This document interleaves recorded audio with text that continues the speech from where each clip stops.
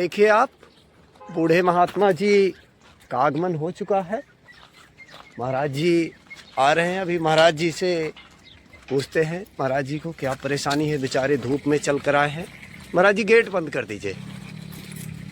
धूप में चलकर पैदल चलकर आए हैं महाराज जी। विश्वनाथ पार्वती फतेह, हर हर महादेव, ओम नमः। ये बिल्कुल वृद्ध महात्मा है जो ठीक से चल भी नहीं पा रहे हैं और चित्रकूट में बहुत गर्मी पड़ती है। तो महाराज जी का आगमन हो चुका है। विराजिए महाराज जी।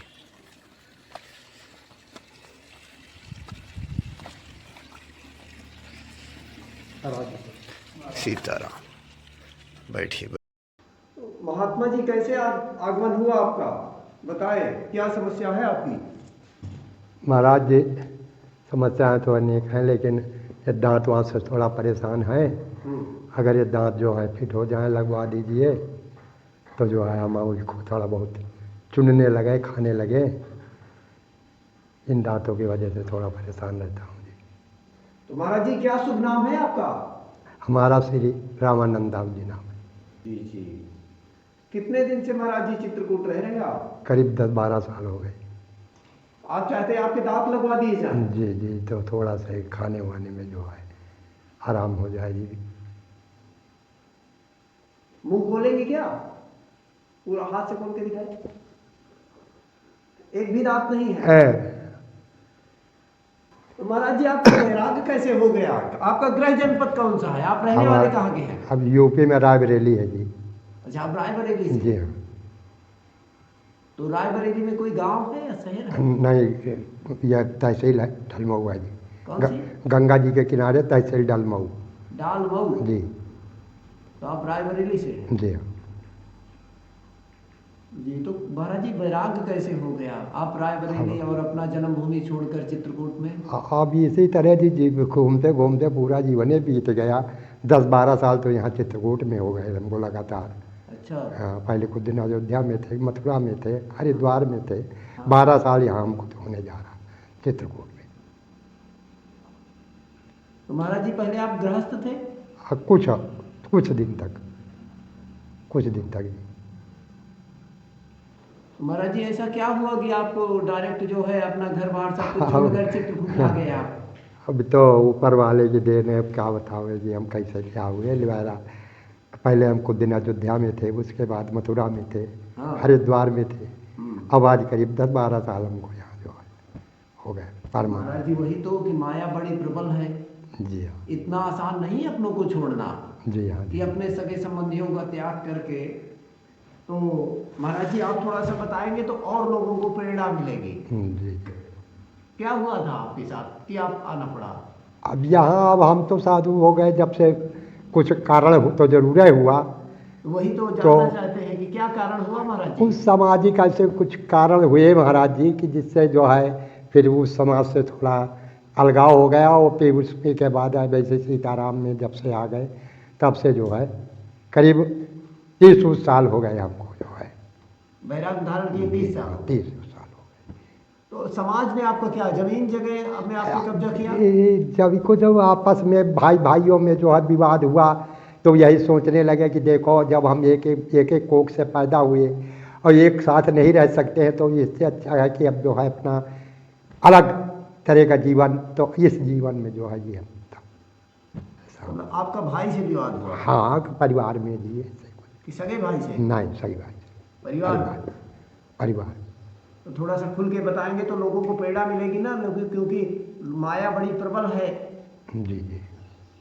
तो उस भाई ने क्या किया था आपके साथ। ऐसे कुछ आपस में जी विवाद हुआ, उसमें मारपीट हुई, पुलिस की आई। तो फिर उसके बाद यही कुछ भगवान की प्रेरणा हुई कि जो है यह दुनिया से इससे क्या लेना देना है कि जहाँ जो है आपस में जो है बैर मनुष्यता हो। तब से भी जो है हम इधर आ जाते हैं कभी कभार वो लोग भी आते हैं, लेकिन कोई भी से। मतलब आपको अपराधी बनाकर जेल में डाल दिया गया था क्या। नहीं, जेल में तो नहीं गए हैं, लेकिन स्थिति वो बनती। अगर हम उसमें रहते तो स्थिति वो बनती। मतलब आपको अपराधी बनाने की साजिश चल रही थी भाइयों के द्वारा। जी जी। तो आपने फिर आपका मोह भंग हो गया। हाँ, कि अब इस जीवन से जो है तो महाराज जी लड़ाई की जड़ क्या थी? जमीन थी? ये अब बस जमीन का कुछ मामला था जी, नहर का पानी और जमीन, मेन जमीन, उसमें जो है कुछ आपस में विवाद तगड़ा तगड़ा हुआ हमारे चचेरे भाइयों से। उसके बाद आपकी जमीन कब्जा करना चाहते थे? कब्जा करने चाहते थे, तभी तो जी बवाल हुआ ये सब। और पत्नी महाराज जी? पत्नी जो है कुछ दिन थी साथ में, उसके बाद जो है वो ऊपर सिधार गई, तब से फिर बिल्कुल जो अच्छा, पत्नी की मृत्यु हो गई, है। जी हाँ। इस वजह से आपको वैराग्य हो गया। दो घटनाएं हुई, पत्नी की मृत्यु हो गई, एक भाइयों ने आपकी जमीन में कब्जा किया। जी हाँ। बच्चे? बच्चे नहीं। अच्छा, आपका इसका मतलब कोई नहीं है? नहीं। माता पिता? माता पिता सब ऊपर चले गए। अभी आपका वर्तमान में कोई कोई नहीं? कोई नहीं, वर्तमान में कोई नहीं। तो महाराज जी, दांत नहीं होने की वजह से क्या क्या परेशानी उठानी पड़ती है आपको? अब दांत नहीं है जी, तो कुछ ये भी खावा नहीं पाते हैं, बस अपना यही जो है थोड़ा रस फस अपना इधर उधर ले लीजिए। गए तो ऐसे रोटी ऐसे हाथों से मींजते हैं, मींज करके जी दाल वाल में सब्जी में पूरा कर खा लेते हैं जी, बाकी जो है। महाराज जी, हमने तो सुना है चित्रकूट में बहुत दान आता है। अब जी आता होगा, ले जैसा होता होगा, अब हमारे लिए तो आप लोग जी है, बस आप लोगों के सहारे जो है जी काम चलता है जी। महाराज जी, आप और भी कहीं आप मदद के लिए गए, क्षमा चाहते हैं कि हमें ये समस्या है, दांत नहीं है, हमारी दांत चर्चा कहीं जरूर जी इधर उधर किए हैं, लेकिन जो है कोई जी आप लोगों को जैसा नहीं मिला। अब आप लोगों के अगर हो जाए जी तो हम भी जो है थोड़ा सा। जी जी, क्योंकि महाराज जी हमने देखा कि चित्रकूट में तो बड़ी बड़ी हवेलियाँ, बड़े बड़े जी जी जी बड़े बड़े बैठे हैं हम, तो उनके सामने कुछ भी नहीं है। लेकिन मुझे लगता है जो अपने आप को चित्रकूट का मालिक कहते हैं, उनको भी थोड़ा साधु संतों का ख्याल रखना चाहिए, क्योंकि पहली जिम्मेदारी तो उनकी है। हम लोग तो छोटे स्तर के हैं। जी जी जी, तो आप आए हैं तो हम सहयोग आपका जरूर करेंगे। आपके दांतों की बत्तीसी डलवा देंगे, जी जी, और बड़ी जो कृपा होगी भी जी। सेवा हो सकती हम करेंगे। लेकिन हम फिर यही कहना चाहते हैं कि देखिए, ये माया की गठरी ना किसी के काम आई है ना आएगी, जी क्योंकि यह राम की भूमि है। और हमने सुना है कि यहाँ लाखों करोड़ों रुपए आता है साधु संतों के लिए। तो बस यही कहना चाहिए था। भगवान भला करे, भगवान सबको सद्बुद्धि दे, जी क्योंकि सब लोग और समाज के लिए जिए, लोक कल्याण के लिए। असली पुण्य वो है जो भूखों को भोजन देता है। जी जरूरतमंद की दवा करा दी जाए, भूखों को भोजन दे दिया जाए, जी वही सबसे कल्याणकारी है। और जिसका पेट भरा हुआ है उसको भोजन करवाने से क्या फ़ायदा। इन महाराज जी की देखिए कितनी हालत, दयनीय स्थिति है, इनके हाथ पैर भी कँप रहे हैं। आपने भी देखा कि हम लोग समाज और संप्रदाय की तो बात करते हैं, क्षमा चाहता हूँ, लेकिन जब संकट आता है तब समाज और संप्रदाय के ठेकेदार दौड़ जाते हैं, दूर दूर तक पता नहीं चलता। बात तो करते हैं समाज की, संप्रदाय की, लेकिन संकट आने पर क्यों साथ नहीं देते? नहीं देते, इसका मतलब झूठ बोलते हैं। झूठ बोलते हैं। जो समाज और संप्रदाय की बात करते हैं, साधु संतों के लिए पैसा आता है और खर्चते नहीं है, खुद खा जाते हैं। तो उनको मुझे लगता है मदद की आगे आना चाहिए, क्योंकि जो अपने समाज और संप्रदाय के नहीं हुए, बरगलाते हैं, गुमराह करते हैं, तो उनको मुझे नहीं लगता, भले वो मुझे गाली दें अलग बात है, लेकिन ना उनको इस लोक में शांति मिलेगी ना परलोक में शांति मिलेगी।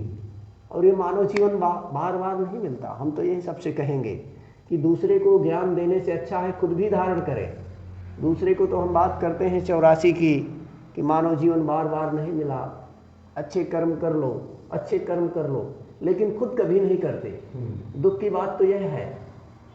तो दूसरे को उपदेशित करें, बड़ी अच्छी बात है, लेकिन कभी स्वयं भी धारण करें, नहीं तो दूसरे को उपदेशित करते करते खुद कहीं 84 में न चले जाएं। उनको ये नहीं ना पता, जो आदमी की उम्र है पल भर की है समझो, बस आंखें बंद करो और खोलो, इतनी उम्र है। जी। आदमी माया के नशे में दौड़ा फिरता है, ये कर लूँ, वो कर लूँ, ये कर लूँ, वो कर लूँ, गलत मलत काम करके माया इकट्ठी करता है। पर वो माया किसी काम की नहीं है अगर आप साधु संतों की सेवा में नहीं लगाओगे या पुण्य दान में नहीं लगाओगे। ये सारा जीवन ही व्यर्थ है। जी। अब आप देखिए, चलिए महाराज जी, तो देखिए अब हमारे महात्मा जी का शुभ नाम हमें भूल रहा है। हम जा रहे हैं दांत डलवाने, जो बूढ़े महात्मा जी हैं, और हमारे साथ सरदार साहब जी भी हैं और नागा महाराज जी भी हैं। आइए, तो देखिए ये हमारे संतजनों की कुटी का कुछ दृश्य है, क्योंकि चित्रकूट में क्या पूरे भारतवर्ष में गर्मी पड़ रही है। गर्मी बहुत है, बहुत तेज गर्मी हो रही है। तो अभी हम सब लोग कार से जाएंगे। जी, खुला रहने दीजिए महाराज जी, हवा जाती रहेगी अंदर। अब हम सब कार से जाएंगे, महात्मा जी के बत्तीसी डलवा देंगे दांत। तो आज से महाराज जी खाने लगेंगे, क्योंकि पहले महाराज जी को खाने में बड़ी समस्या होती थी। महाराज जी का पाचन भी गड़बड़ हो जाता था। देखिए शरीर भी बहुत सूख गया है, कमज़ोर हो गया है। महात्मा प्यास बुझा रहे हैं अपनी। चलिए महाराज जी, कार में बैठिए। बिल्कुल वृद्ध महात्मा है। अब हम जाएंगे शहर महाराज जी के, महात्मा जी को लेकर के। नागा जी भी आ रहे हैं।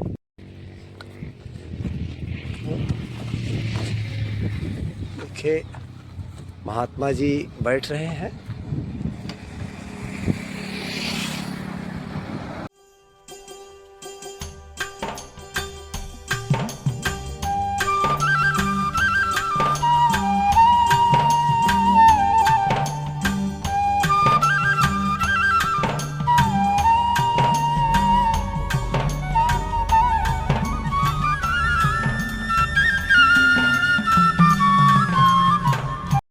अब हम देखिए आ गए शहर।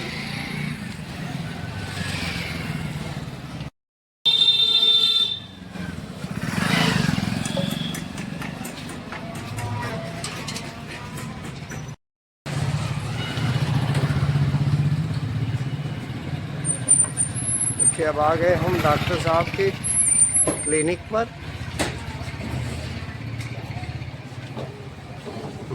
अरे डॉक्टर साहब के यहाँ तो एसी लगा हुआ है।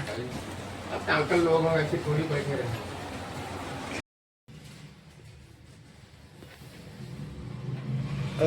पूरा खोल के ऊपर की तरफ भी दिखाइए महाराज जी। ऊपर कहाँ दांत हैं आपके?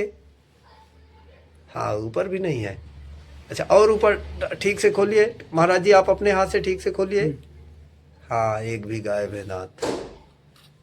हाँ, अब बढ़िया दिख रहे हैं। जी जी जी जी, अब बहुत सुंदर दिख रहे हैं। कूट कूट के सब मीन मान के हाथों से मीन लेते हैं।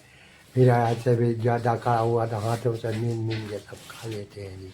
जंगल में रहना होता है, जंगल में रहते हैं, वहाँ कहाँ जाए। अब आप लोग कुछ में आ गए हैं तो कृपा आप लोगों की हो जाएगी तो जो है जवान हो जाएंगे। महाराज जी टेबलेट खाओ।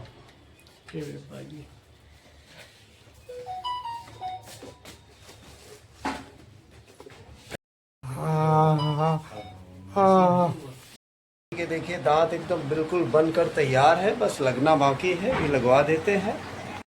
ले लगाओ।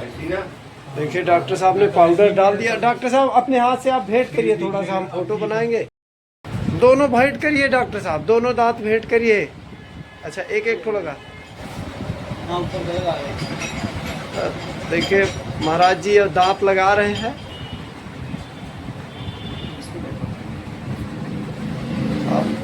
नहीं बैठे जी जी महाराज जी आ करिए। महाराज जी अब तो आप बहुत सुंदर दिख रहे हैं दांत पड़ने की वजह से।